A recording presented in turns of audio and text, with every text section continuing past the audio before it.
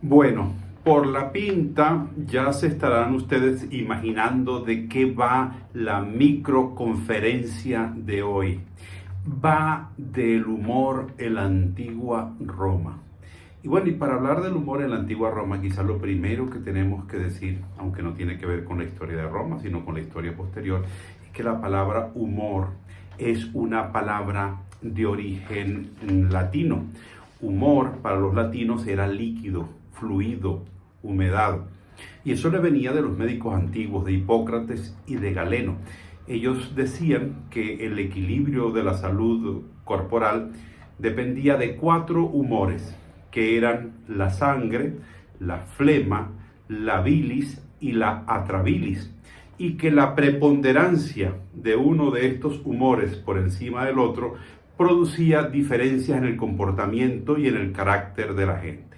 Por ejemplo, las personas que tenían exceso de sangre tenían un humor llamado sanguíneo, es decir, eran gente optimista en extremo, o como diría en criollo venezolano, jacarandoso y gozón. ¿Por qué? Porque era gente sumamente optimista, sumamente divertida, que andaba siempre en una guachafita, en un relajo, en una broma.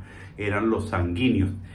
El otro humor, la flema, la sangre es un humor caliente y húmedo, y el comportamiento sanguíneo era caliente y húmedo, pero la flema, por contraste, era frío y húmedo. Entonces ese daba otro tipo de carácter, era la personalidad lenta, apática. Por eso se dice, por ejemplo, que los ingleses son flemáticos y nosotros los venezolanos somos sanguíneos, y uno lo puede comparar también en el sentido del humor. ¿Cómo es la risa flemática de un inglés? Oh, I can tell, it's very funny. Comparen eso con la carcajada espontánea criolla, que tiene otra naturaleza. El otro humor era la bilis, que producía el humor o el comportamiento biliar, que era irritable, agresivo, busca pleitos. Y después estaba la atrabilis, que producía lo que se llama todavía el ser o el carácter atrabiliario, que es de melancolía y de tristeza. Bueno, esto es el origen remoto del término humor en sentido médico, pero esta expresión, o esta palabra, mejor dicho, pasa a ser usada como sinónimo de humor en el sentido en que lo entendemos hoy, como gracia, como diversión, como broma, como una manera de provocar en el espectador la risa. Viene de un escritor contemporáneo de Shakespeare, Ben Jonson, que escribió un libro llamado Every Man in His Humor, cada hombre en su humor. Y entonces él utilizaba esta distinción del carácter humoral tradicional de la medicina para hacer caracteres divertidos y graciosos en distintas personalidades. Y a partir de ahí, según algunos, empezó a popularizarse el término humor como sinónimo de lo cómico y de lo gracioso.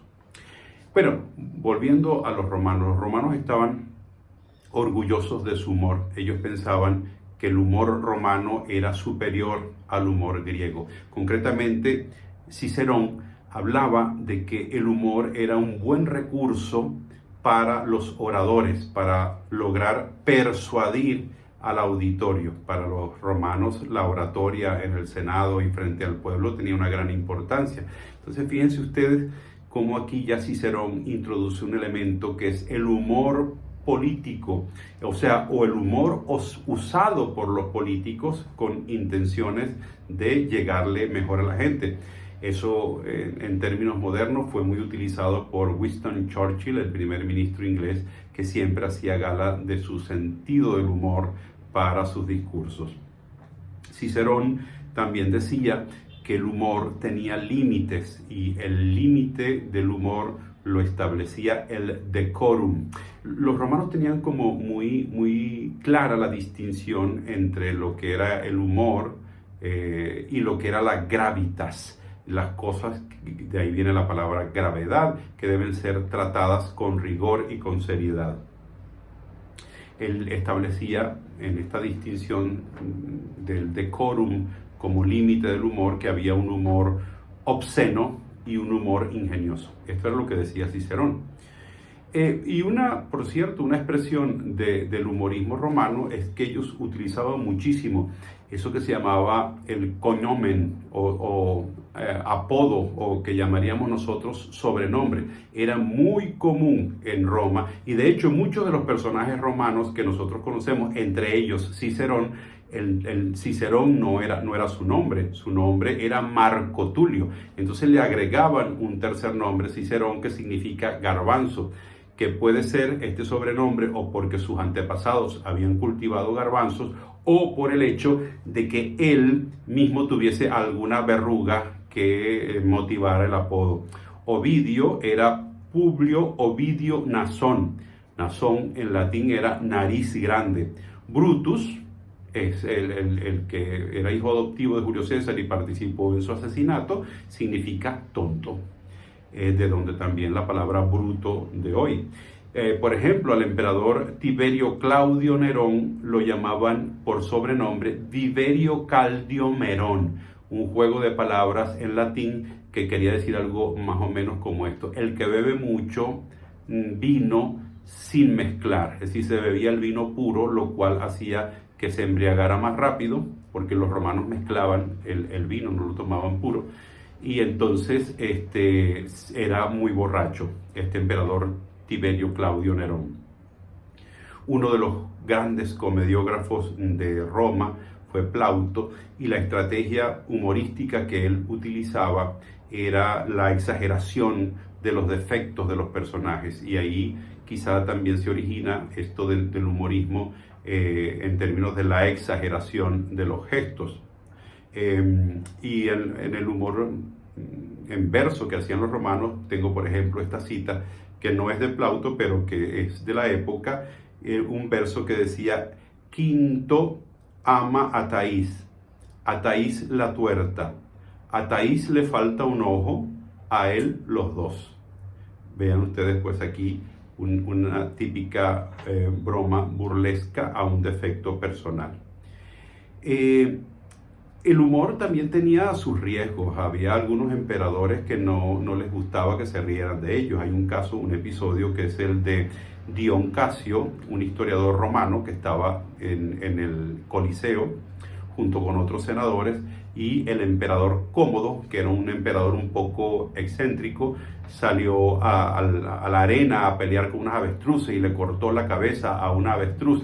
Entonces se acercó a donde estaban los senadores con la espada en la mano, diciéndoles algo así como: bueno, esto también les puede pasar a ustedes si no se avispan, yo les voy a cortar la cabeza. Y esto les produjo a ellos una gracia, particularmente a Dion Casio, una gracia extraordinaria. No podía, le dio literalmente un ataque de risa. Y la única cosa que se le ocurrió para frenar este ataque de risa fue arrancarse las hojas de la corona de laurel que llevaba puesta y empezar a masticarlas, para simular que no se estaba riendo, sino que estaba masticando algo. Fíjense, porque claro, el reírse del emperador en una situación que en este caso sería de lo que los romanos llamaban gravitas, ha podido traerle graves consecuencias. Le han podido cortar la cabeza como al avestruz.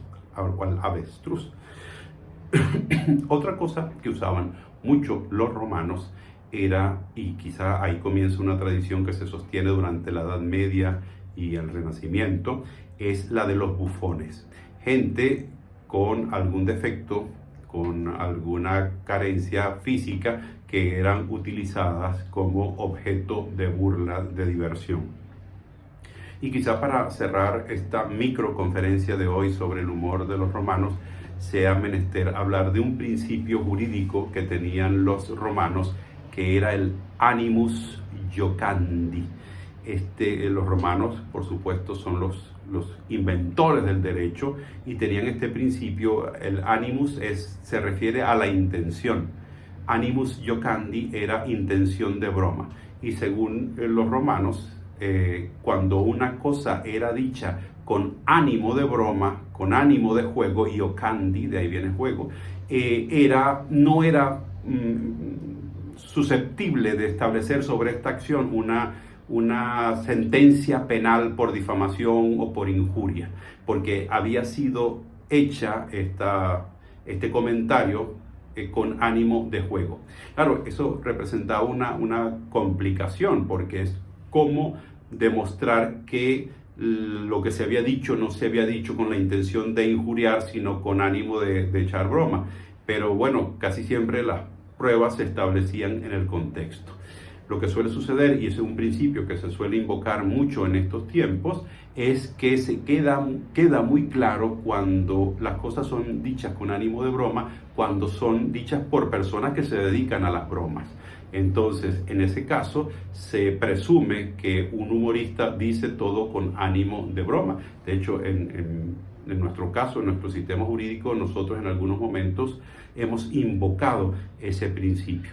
En el caso de Francia, con el terrible suceso de la revista Charlie Hebdo, también un tribunal determinó que las caricaturas de la revista habían sido hechas con el principio o bajo el amparo del principio del animus iocandi.